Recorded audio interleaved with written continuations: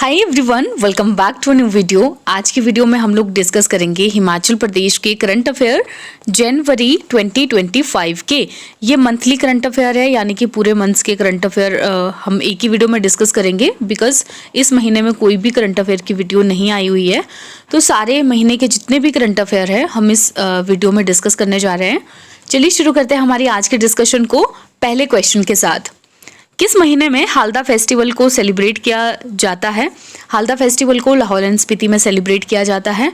अभी जनवरी के मंथ में ये सेलिब्रेट किया गया, तो जनवरी के 2nd और 3rd वीक में इसे सेलिब्रेट किया जाता है। इसकी डेट्स डिसाइड की जाती है अलग अलग जगह पर अलग अलग लोगों के द्वारा। गाहर, चंद्रा, पत्तन वैली में इसे सेलिब्रेट किया गया अलग अलग जगह अलग अलग लोगों के द्वारा। मेरा कहने का ये मतलब है कि जैसे गाहर वैली में जो डेट है ना वो लामा के द्वारा फिक्स होती है। लामा पुजारी को कहा जाता है, जैसे मंदिरों के पुजारी होते हैं उस तरह से लामा भी होते हैं और वो फिक्स करते हैं गाहर वैली में इस डेट को।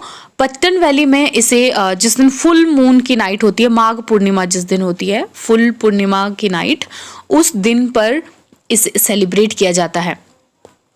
हालदा फेस्टिवल को क्यों सेलिब्रेट किया जाता है? ये कल्चरल बॉन्ड्स को स्ट्रेंथन करता है और इसके साथ ही जो लाहौल स्पीति के लोग हैं उनकी एकता को ये बना करके रखता है। नेक्स्ट आ गया हमारा, in which of the following district and indoor multipurpose sports stadium will be setup?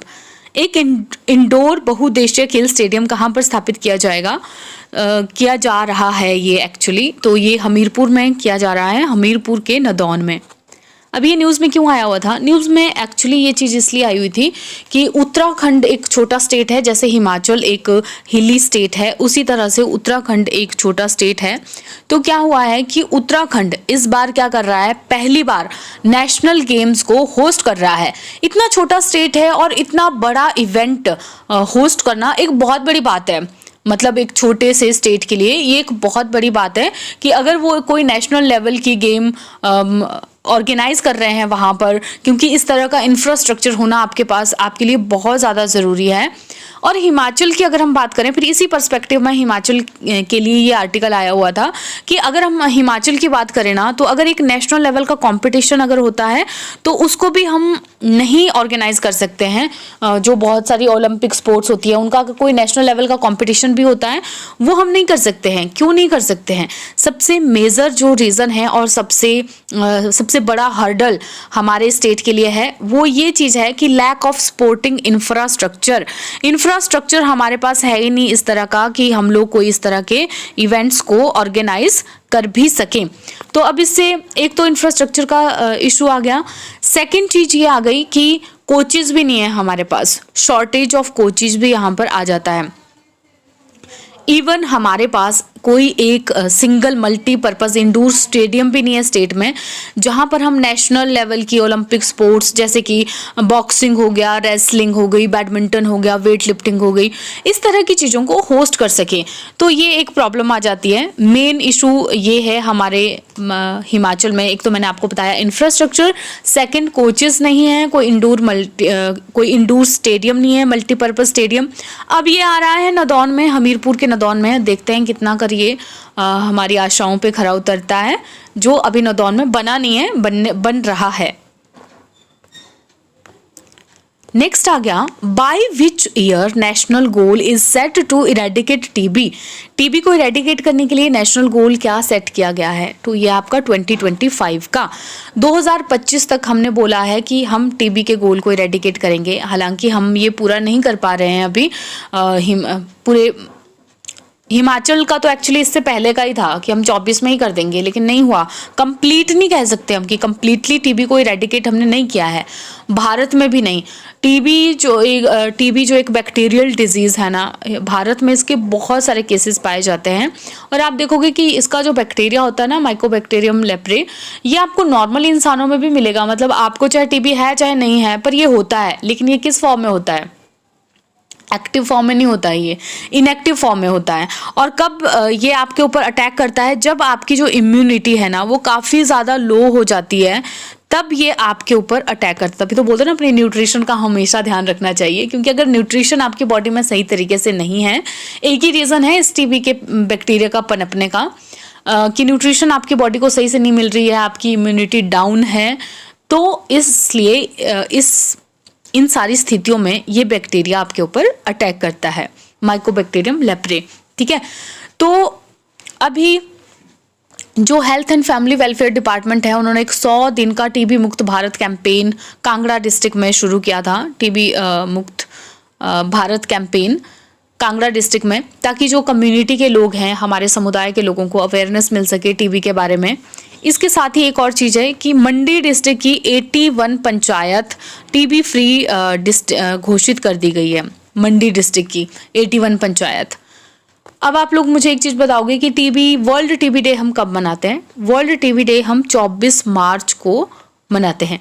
TB को इरेडिकेट करने के लिए हमारी गवर्नमेंट ने डिफरेंट स्टेप्स भी लिए हैं हिमाचल प्रदेश में, जैसे कि मुख्यमंत्री क्षय रोग निवारण योजना है एक, और बहुत बार हम डिस्कस कर चुके हैं, अलग अलग कैंपेन्स, अवेयरनेस कैंपेन्स चलाए जाते हैं। निक्षय मित्र एक योजना है, टीबी चैंपियंस, ये इस तरह के इनिशिएटिव्स लिए गए हैं। निक्षय में क्या करते हैं, आपकी किसी को भी अडॉप्ट कर लेते हो टीबी के मरीज को, और उनको न्यूट्रिशनली आप सपोर्ट करते हो। जैसे 500 रुपये भी दिए जा रहे हैं। जो MDR के हैं, मल्टीपल ड्रग रेजिस्टेंट टीबी के रोगी, उनको 1500 रुपये तक भी दिया जा रहा है। ठीक है, टीबी चैंपियन में मानदेय दिया जा रहा है। जो बंदा टीबी से खुद ठीक हो रखा है, वो जाकर के टीबी के लोगों के साथ, जिनको अभी हुआ है, उनके साथ जुड़ेगा। इसके लिए इसको कुछ एक मानदेय भी मिलेगा, 5 to 8,000 का समथिंग। तो इस तरह से अलग अलग इनिशिएटिव लिए हैं, ताकि टीबी को हम जल्दी से जल्दी इरेडिकेट कर सकें हिमाचल से, भारत से भी। भारत का टारगेट लंबा था पहले, मैंने आपको पहले भी बताया। हिमाचल ने पहले का रख लिया था, लेकिन अनफॉर्चुनेटली हम अभी पूरा नहीं कर पाए हैं इसको। काफ़ी हद तक तो हमने रोका है टीबी का। जैसे आप लोगों को पता ही है कि ब्लॉक लेवल तक भी टीबी की जांच होती है हिमाचल प्रदेश में, अगर आप देखोगे तो। नेक्स्ट आ गया हमारा अंडर गोबर समृद्धि योजना, कितने रुपये से पर केजी गोबर को प्रोक्योर किया जा रहा है। अब देखो, ये जो गोबर समृद्धि योजना पिछले साल से शायद हम डिस्कस कर रहे हैं, उस समय बोला था गोबर खरीद योजना आएगी और 2 रुपये प्रति किलो गोबर को खरीदा जाएगा। ये उन्होंने, कांग्रेस वालों ने जब इलेक्शन हुए थे, वादा किया था, लेकिन ये उस समय तो नहीं हो पाई थी। अभी इन्होंने ये निकाली है गोबर समृद्धि योजना, यही सेम चीज़ है। 3 रुपये पर केजी ये लोग गोबर खरीदेंगे। इसमें चीफ मिनिस्टर की जो एग्रीकल्चर प्रमोशन स्कीम है गोबर समृद्धि योजना के अंतर्गत, इसी का ही एक पार्ट है, इनिशिएटिव है। क्या एम क्या है इस योजना का? एम इसका यही है कि देखो, एक तो जो लाइव स्टॉक से रिलेटेड लोग हैं, जिन्होंने ये कैटल्स वगैरह पाल रखे हैं, उनके लिए बेनिफिट की बात होगी, उनको मोटिवेशन भी मिलेगी, और उनको लगेगा कि अच्छा देखो, गोबर वैसे तो जनरली लोग किस लिए यूज़ करते हैं, अपने घर में उपले वगैरह बनाने के लिए, या फिर खेतों में डालने के लिए खाद के तौर पर। लेकिन अगर वो अभी बिकेगा भी, तो ऑब्वियसली जहाँ से पैसा आता है, लोग उस चीज़ के ऊपर, कमर्शियलाइज जो चीज़ होती है ना, लोगों का ध्यान ज़्यादा रह जाता है उस चीज़ के ऊपर, उस चीज़ को ज़्यादा ग्रो करने के तौर पर। तो मनी आएगा, क्या होगा, हमारी जो रूरल इकॉनमी है ना, वो स्ट्रेंथन होएगी। तो एक तरह से अगर रूरल इकॉनमी को स्ट्रेंथन करने के लिए क्या क्या स्टेप्स लिए हैं, तो इस तरह की स्कीम्स उसमें आ जाती हैं कि ये भी रूरल इकॉनमी को स्ट्रेंथन करने के लिए एक स्टेप है जो गवर्नमेंट की तरफ से लिया गया है। और सेकंड थिंग, जो लाइव स्टॉक है हमारा, उसकी इम्पोर्टेंस की, उसकी क्या इम्पोर्टेंस है लाइव स्टॉक की, इसकी अवेयरनेस भी लोगों तक फैलाने के लिए। क्योंकि ऑब्वियस सी बात है, आजकल देखा आपने, बहुत सारे लोगों ने खेती का काम लगभग छोड़ ही दिया हुआ है कि भाई खेती में क्या रखा है, एक नौकरी है, उसी से ही चलो सब कुछ है। लेकिन लाइव स्टॉक के कितने सारे फ़ायदे हैं, ये भी लोगों को पता चलेगा। अब इसमें क्या होगा, स्कीम के अंतर्गत जो फार्मर्स हैं, किसान हैं या लाइव स्टॉक ओनर्स हैं, वो अपना गोबर डायरेक्टली एग्रीकल्चरल डिपार्टमेंट को सेल कर सकते हैं, और डायरेक्ट बेनिफिट्स से, यानी कि उनके जो बैंक अकाउंट्स हैं उसमें डायरेक्टली उनको पेमेंट भी चला जाएगा।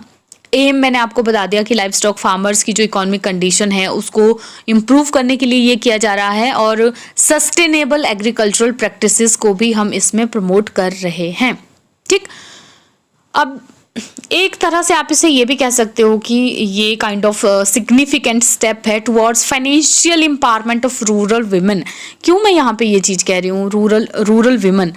अगर आप लोगों ने हिमाचल प्रदेश में विमेन का स्टेटस, उनकी स्थितियां देखी होगी तो आप लोगों को ये अंदाज़ा होगा कि जो इस तरह की चीज़ें हैं हिमाचल में, उनके साथ विमेन जो हैं सबसे ज़्यादा औरतें ही कनेक्टेड होती हैं, यानी कि जो खेतीबाड़ी का काम है आदमियों से ज़्यादा योगदान उसमें औरतों का होता है।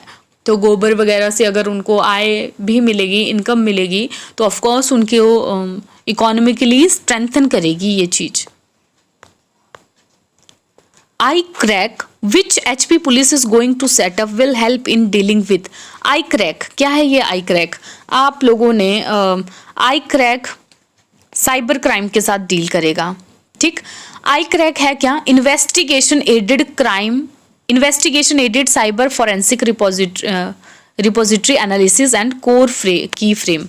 बेसिकली ये क्या है? एक साइबर फॉरेंसिक लैब होगी, ठीक है। क्या होगा? ये एक साइबर फॉरेंसिक लैब होगी ये,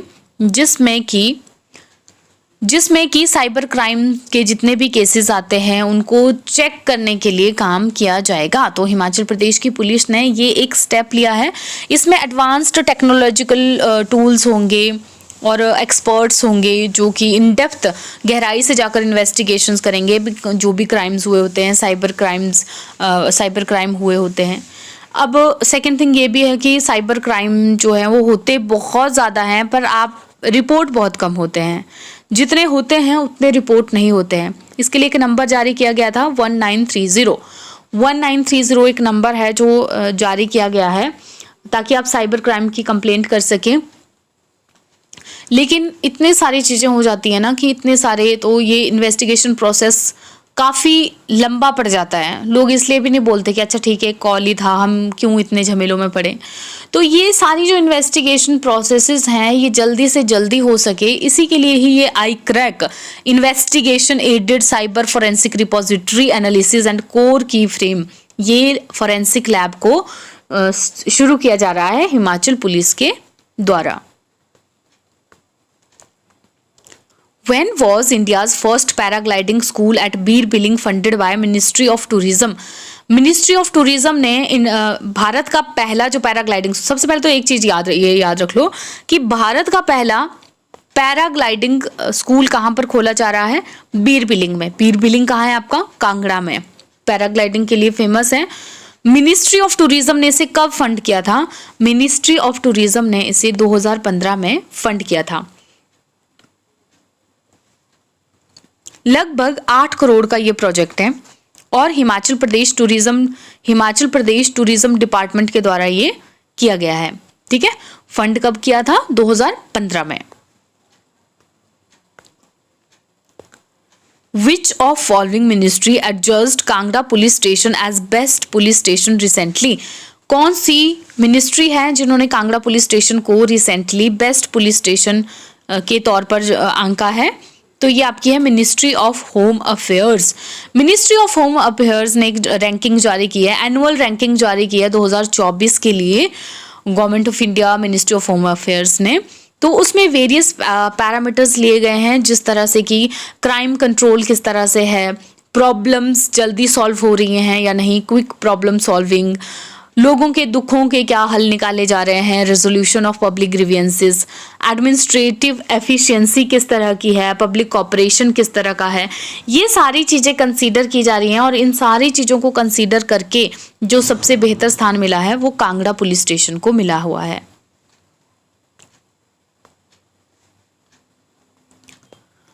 From which district Apple Man of Himachal belongs who is conferred with Padam Shri recently? किस डिस्ट्रिक्ट से हिमाचल के एप्पल मैन कहे जाने वाले व्यक्ति बिलोंग करते हैं, जिनको कि अभी हाल ही में पद्म श्री दिया गया है? तो ये आपके बिलासपुर से बिलोंग करते हैं। बिलासपुर के घुमारवी में एक गांव है पनियाला विलेज, यहाँ से ये बिलोंग करते हैं। पनियाला विलेज बिलासपुर के। एप्पल मैन ऑफ हिमाचल इन्हें कहा जाता है। मैंने यहाँ पर नाम उनका मेंशन नहीं किया है, पर आप लोगों ने न्यूज़पेपर पढ़ा ही होगा, बड़ी न्यूज़ है ये कि पद्मश्री दिया गया है उनको। तो जो भी पद्मश्री होते हैं आपके स्टेट से, आपको उनके नाम पता होने चाहिए। और पनियाला गांव के ये हैं। क्यों इनको दिया गया है ये? क्योंकि इन्होंने इनोवेटिव वर्क किया है आपके हॉर्टिकल्चर में। हॉर्टिकल्चर में इनका इनोवेटिव वर्क है। इन्होंने क्या किया हुआ है एक्चुअली, जो ऐसे कहा जाता है ना कि गर्म इलाकों में सेब नहीं लगते हैं, ठीक है, जो हॉट एरियाज होते हैं उनमें सेब नहीं लगते हैं, लेकिन एक वैरायटी है HRMN99। इन्होंने ना एप्पल्स के कुछ रूट्स तैयार किए हैं जो लगभग 27 अलग अलग देशों में ग्रो करवाई जा रही हैं, वो हॉट एरियाज में। जनरली तो सेब ठंडे एरियाज में ग्रो होते हैं, पर इन्होंने जो प्रिपेयर किया हुआ है ना, उससे ये 27 गर्म जगहों पे उगाए जा रहे हैं। ये जो वैरायटी है HRMN99, इसको हॉट एरियाज में कल्टीवेट कर सकते हैं और लगभग 46 डिग्री तक का जो टेम्परेचर है ये टॉलरेट कर सकता है। तो काफ़ी इनोवेटिव काम इन्होंने किए हैं। इनको और भी नेशनल लेवल के और स्टेट लेवल के बहुत सारे अवार्ड्स इनको दिए गए हैं। जब भी इन्होंने यही है ना कि जब ये काम शुरू कर रहे थे ना, तो इनको बहुत सारे साइंटिस्ट या मतलब जो भी लोग हैं जाने माने इस फील्ड के, उन्होंने मना किया था कि नहीं नहीं ऐसा तो हो ही नहीं सकता है भाई, सेब तो ग्रो नहीं कर सकता है गर्म जगह पे, सेब ठंडी जगह पे ही ग्रो कर सकता है। पर इन्होंने मेहनत की और उसका नतीजा आज इनके सामने ही है, ये पद्मश्री इनको मिल रहा है। और इसके साथ ही इनको काफ़ी 10 से 15 तक के इनको नेशनल अवार्ड और स्टेट अवार्ड भी मिल चुके हैं। What is the capacity of Shannon hydroelectric power project which was in news recently? Shannon hydel project, इसकी कैपेसिटी है आपकी 110 मेगावाट। अब ये न्यूज़ में क्यों आ रखा था? न्यूज़ में काफ़ी टाइम से आ रहा है, ये मार्च 2024 ऑनवर्ड्स ये काफ़ी न्यूज़ में रह रहा है। क्यों रह रहा है? बिकॉज 2 मार्च 2024 को इसका लीज पीरियड समाप्त हो गया था जो पंजाब को दिया गया था, तो उस वजह से ये न्यूज़ में आ रहा है। बिकॉज केस जो है वो आगे कोर्ट तक चल रहा है। किसके ऊपर बना है ये? ब्यास नदी के ऊपर बना है। ब्यास की ही एक ट्रिब्यूटरी है उहुल नदी, उसके ऊपर ये जोगिंदरनगर में बना हुआ है। अब इसमें नई क्या चीज़ आ गई है? पहले तो इसमें 2 चीज़ें थी कि एक तो पंजाब और एक हिमाचल भी, क्योंकि हिमाचल की ये प्रॉपर्टी है जो पंजाब को एक लीज पीरियड के लिए दे दी गई थी 99 ईयर्स के लिए 1925 में। तो इनका समय ख़त्म हो गया, इनका समय ख़त्म हो चुका है। अब पंजाब कह रहा है कि भाई मैं इसको वापस नहीं करूँगा, हिमाचल कह रहा है कि इसको वापस कर दो। अब इसमें कौन कूद पड़ा है? इसमें कूद पड़ा है अब हरियाणा। हरियाणा बोलता है कि जब पंजाब को ये दिया गया था तो उस समय हम भी इसके पार्ट थे, तो भाई हमारी भी बात इसमें सुनी जानी चाहिए। ठीक, जैसे कि अब चंडीगढ़ में हम भी तो शेयर मांग रहे हैं, हम बोल रहे हैं कि हमारा 7% समथिंग करके जो शेयर बनता है वो हमें मिलना चाहिए, है ना। एक ही पार्ट था ना ये सारा, अनडिवाइडेड पंजाब जब था तो एक ही पार्ट थे हम लोग सारे। तो हरियाणा अब कह रहा है कि भाई इसमें मेरा भी से होना चाहिए, क्योंकि मैं भी तो अनडिवाइडेड पंजाब का पार्ट था उस समय पर, ठीक है, तो मेरा भी से होना चाहिए, मेरा कहा हुआ सुना जाना चाहिए। तो जैसे कि आप लोगों को पता ही है कि 1925 में इसे दिया गया था पंजाब को 99 ईयर्स के लिए। पंजाब को क्यों दिया गया था ये? पंजाब को ये लीज पीरियड पे इसलिए दिया गया था क्योंकि उस समय पर हिमाचल प्रदेश एक यूटी था। मतलब जब इनकी रीऑर्गेनाइजेशन भी हो गई ना 1966 में जब रीऑर्गेनाइजेशन भी हो गई, उसके बाद भी ये पंजाब के पास ही रखा गया इसका कंट्रोल। क्यों? क्योंकि हिमाचल उस समय पर एक यूटी था, ठीक है। तो ये बोला पंजाब को कि भाई आप ही इस चीज़ को संभालो। हरियाणा का, और ये ऐसे फ्री में नहीं हमें दे रहा है, इसके बदले ये 500 किलोवाट की फ्री इलेक्ट्रिसिटी भी हम लोगों को देता है, क्योंकि ऊल रिवर का पानी ये लोग यूज़ कर रहे हैं, तो ऑब्वियसली हम लोगों को फ्री की इलेक्ट्रिसिटी देते हैं इसके लिए। फिर ministry of irrigation and power ने 1967 में पंजाब को इसका लीगल कंट्रोल दे दिया था पंजाब रीऑर्गेनाइजेशन एक्ट के बाद। हिमाचल का क्या से है अब हिमाचल की तरफ से हिमाचल ये कह रहा है कि भाई सुप्रीम कोर्ट में, क्योंकि ये केस चला है, सुप्रीम कोर्ट में आर्गूमेंट हो रहे हैं, प्री कॉन्स्टिट्यूशनल एग्रीमेंट के ऊपर आपके जो केस की फाउंडेशन है वो ये है ये प्री कॉन्स्टिट्यूशनल एग्रीमेंट के ऊपर। तो फिर इसके ऊपर क्या कहें, क्योंकि 1925 में ये चीज़ हुई थी।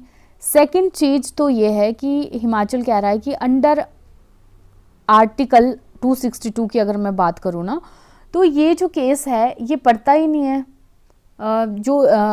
ये केस है ये सुप्रीम कोर्ट में होता ही नहीं है। आर्टिकल 131 आप देख लो, आर्टिकल 262 आप देख लो, नहीं पड़ता है। आर्टिकल 131 किस चीज़ के साथ डील करता है कि सुप्रीम कोर्ट जो है अगर डिस्प्यूट है गवर्नमेंट ऑफ इंडिया के बीच में या एक और 2 स्टेट्स के बीच में, तो उसे डील कर सकता है। लेकिन यहाँ डिस्प्यूट किस चीज़ के बीच में है, यहाँ डिस्प्यूट है इंटरस्टेट वाटर, यहाँ डिस्प्यूट है इंटरस्टेट रिवर के ऊपर, इंटरस्टेट रिवर के ऊपर ये डिस्प्यूट है। तो यहाँ पर सुप्रीम कोर्ट का से नहीं बनता है। क्यों? क्योंकि हमारा जो कॉन्स्टिट्यूशन है ना वही सुप्रीम कोर्ट को रोकता है कि भाई अगर कोई नदियों का, कोई नदी को लेकर के कोई झगड़ा है तो उसमें आप यहाँ पर सॉल्व नहीं कर सकते हो, आपकी जुरिस्डिक्शन यहाँ पर नहीं है। आर्टिकल 262 262 के अकॉर्डिंग जो पार्लियामेंटेरिक लॉ बना सकता है, ताकि कोई भी अगर किसी तरह का झगड़ा होता है वाटर से रिलेटेड तो उसके ऊपर ये लॉ बना सकता है। तो बेसलेस है ये चीज़ें, इस तरह से हिमाचल अपने पॉइंट दे रहा है यहाँ पे। तो अभी इनका ये चला हुआ है, अभी कोई ऐसा कुछ सॉर्ट नहीं हुआ है कि ये पंजाब को ही दे दिया गया है या फिर हिमाचल को ही दे दिया गया है। अभी इनके आगे चला ही हुआ है डिस्प्यूट। तो ये सारा है तीनों का। हरियाणा का तो खैर कुछ भी नहीं होगा इसमें अभी, लेकिन पंजाब और हिमाचल का ये अभी है। What is the capacity of Kisau dam project which was in news recently? Kisau dam project जो अभी न्यूज में था रिसेंटली, उसकी कैपेसिटी क्या है? 660 इसकी कैपेसिटी है किसाऊ डैम प्रोजेक्ट की। किसाऊ डैम प्रोजेक्ट भी से किस रिवर के ऊपर बना है? टॉन्स के ऊपर बना हुआ है। In which district space lab was inaugurated recently? Space lab को कहां पर इनॉग्रेट किया गया था रिसेंटली? स्पेस लैब को आपके इनॉग्रेट किया गया था डिस्ट्रिक्ट बिलासपुर में।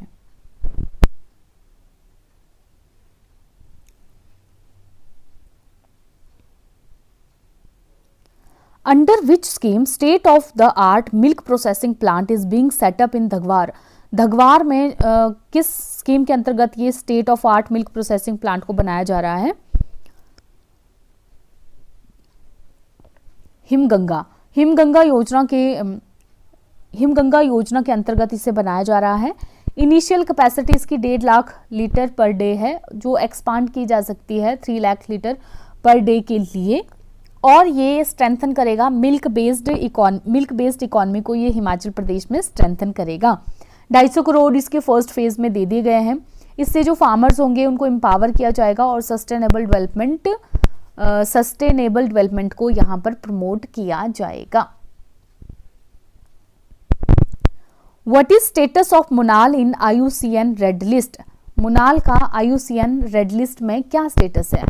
मुनाल का IUCN रेड लिस्ट में लीस्ट कंसर्न्ड, ठीक है, लीस्ट कंसर्न का। ये क्यों न्यूज़ में आया हुआ था? आपने देखा था ना कि जो बहुत सारे लोग हैं वो मुनाल की क्रेस्ट जो होती है उसे अपनी टोपी में लगाते हैं। हिमाचली टोपी जो होती है उसमें यूज़ करते हैं मुनाल क्रेस्ट को।